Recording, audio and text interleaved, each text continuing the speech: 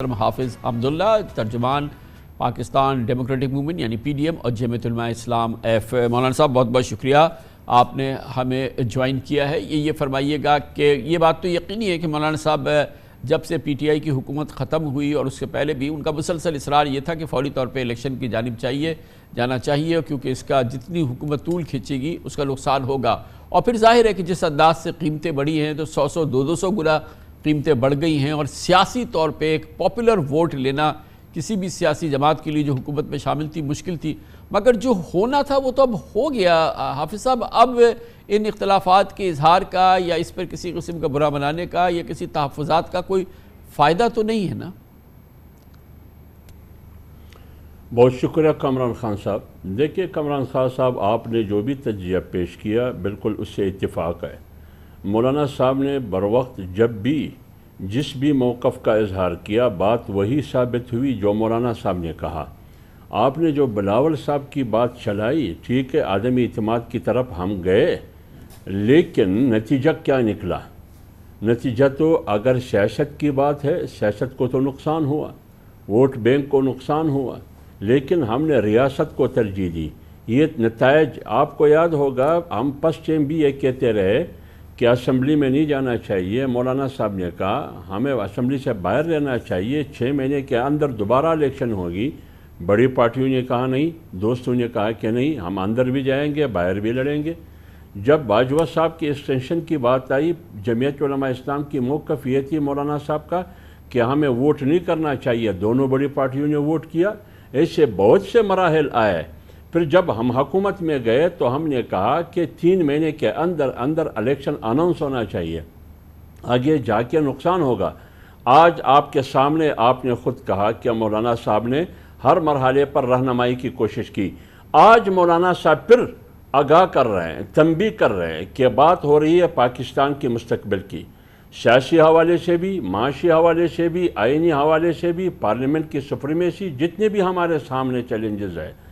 کیا ہم آگے تنہا بڑھ سکتے ہیں، یا پی ڈی ایم میں شامل جماعتوں کی قیادت جس کی سربراہی مولانا کر رہے ہیں اور حکمران اتحاد میں شامل جماعتیں، اس کو آپ کیسے باہر رکھ سکتے ہیں مشاورت سے؟ تو مناسب تو یہ تھا کہ آپ مشاورت میں ان کو بھی لے لیں۔ ان سے پہلے مولانا صاحب کو اعتماد میں لینا چاہیے تھا کہ یہ میٹنگ ہو رہی ہے۔ اب 2 بڑی پارٹیوں کے بڑے مل رہے ہیں، ان کی سیکنڈ لیڈرشپ، ان کی بچوں کی صورت مل رہے ہیں آپس میں۔ میڈیا پر ہم سب کچھ سن رہے ہیں، آپ بھی سن رہے ہیں، آپ کا تجزیہ بھی آن ریکارڈ ہے اس حوالے سے۔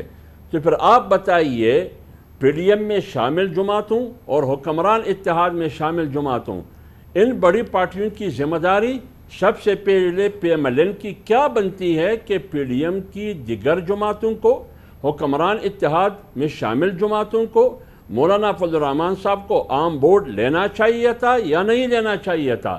کیا فیصلے ہوئے ہیں، کیا نہیں ہوئے ہیں؟ ان کے تحفظات کے اظہار کے باوجود مولانا صاحب کی ملاقات وزیر اعظم شہباز شریف سے تو ہوئی، وہ تو اس ملاقات میں شریک نہیں تھے۔ وہ 4 افراد حکومت شامل اتحادی جماعتوں کے 4 چوٹی کے افراد جنہوں نے یہ ملاقات کی، انہوں نے تو اس کی اطلاع میڈیا کو بھی نہیں دی، اس دوران کیا گفتگو ہوئی وہ بھی نہیں دی، اور میری اطلاعات کے مطابق مولانا صاحب کو یا شہباز شریف صاحب کو بھی پتہ نہیں ہے کہ اس دوران کیا ملاقاتیں ہوئیں، آج تک تو نہیں پتہ ہے انہیں۔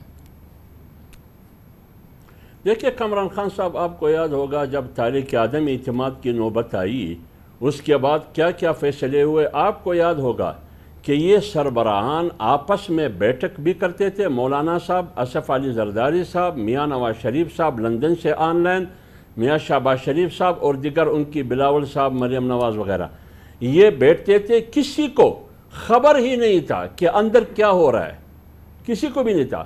تو یہ خفیہ اور راز میں رکھا گیا تھا کہ ہم کیا حکمت عملی بنائیں گے۔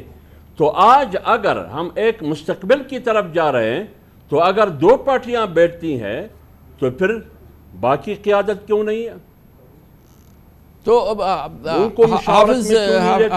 حافظ عبداللہ صاحب یہ فرمائیے گا کہ ایک جانب تو یہ آپ تحفظات جس کا برملا مولانا بھی اظہار کرتے رہے ہیں حکومتی اتحاد سے، حکومت کے حوالے سے، مگر دوسری جانب جمعیت علماء اسلام پر یہ الزام لگ رہا ہے کہ کے پی کے میں گورنر حاجی غلام علی کے تحت تمام اختیارات مرکوز ہو گئے ہیں صرف جے یو آئی کے پاس، اور دوسری اتحادی جماعتوں کو نہیں مل رہی، اور اس کا بڑا گلا شکوہ ہو رہا ہے، اور یہ کہا جا رہا ہے کہ اعتراضات بھی ہیں، تحفظات بھی ہیں، لیکن جمعیت علماء اسلام جو ہے وہ حاجی غلام علی کے ذریعے اقتدار کے مزے بھی لوٹ رہی ہے۔ کامران خان صاحب، آپ کو پتہ ہے کہ آئین کے مطابق گورنر کی اختیارات کیا ہے، نگران وزیر اعلیٰ کون ہے اور گورنر کی اختیارات کیا ہے، ایک بات تو یہ ہے۔ دوسری بات یہ ہے کہ حاجی غلام علی صاحب گورنر ہے، یہ صرف جمعیت علماء اسلام کے کہنے پر نہیں، پی ڈی ایم کی تمام جماعتوں کی مشاورت اور حکمران اتحاد میں شامل تمام جماعتوں کی مشاورت سے وہ گورنر بنا ہے، اور اس کی نام سب سے پہلے احمد ولی خان صاحب نے چارسدہ میں جلسے میں ہزاروں کے اجتماع میں خود اعلان کیا، خود تجویز کیا انہوں نے، تو جب پرپوز بھی انہوں نے کیا اور جلسے سے تائید بھی لی، اب اگر ان کے متعلق تحفظات ہے، اعتراضات ہے، تو فورم موجود ہے۔ فورم مولانا صاحب کے پاس حیدر ہوتی بھی جا سکتے ہیں، مولانا صاحب کو بلا بھی سکتے ہیں، وزیر اعظم ہاؤس میں شہباز شریف ہے، ان کے ساتھ بیٹھ کے مولانا صاحب کو بھی بیٹھے، اور پیپلز پارٹی کی قیادت بھی، کیا اعتراضات ہوں گے؟ کوئی ٹرانسفر پوسٹنگ کی اعتراضات ہوگی؟ گورنر کے پاس کیا اختیارات ہے؟ وہ تو بھی نہ کر سکتے۔ جو بھی اعتراضات ہو، یہ چھوٹی سی اعتراضات، معمولی اشکالات، اس کا ازالہ ایک ہی میٹنگ میں آنن فآنن ممکن تھا، لیکن اس حوالے سے اتنا اچھال کے جس سے ایک سیاسی انتشار پیدا ہوا، میرے خیال میں یہ کسی کے لیے بھی مناسب نہیں ہے۔ بڑی نوازش، بہت شکریہ، بہت شکریہ۔